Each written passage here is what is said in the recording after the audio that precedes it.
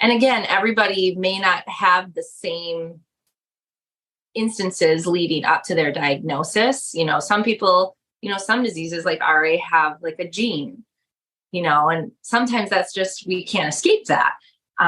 But again, I always try to stress too, like early intervention, like don't ignore symptoms.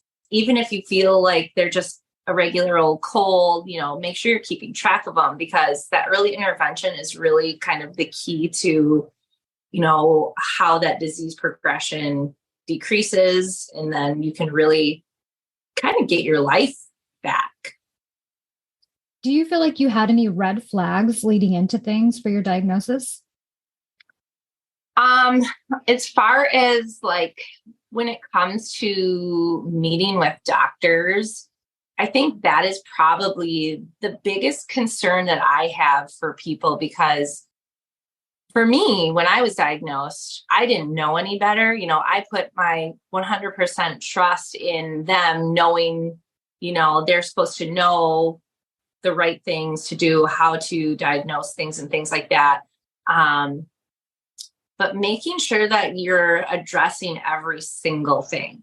They just kind of went, for me, in my experience, went down what felt like a checklist, and then just did like the usual, here's what we do, this is the next step, and then here's your diagnosis kind of a thing, as opposed to making sure you're ruling out everything that could be a potential cause. I had almost like a head cold, an upper respiratory cold, before my symptoms started to develop. And they didn't really touch much on that, because they mentioned, you can get a post-viral arthritis.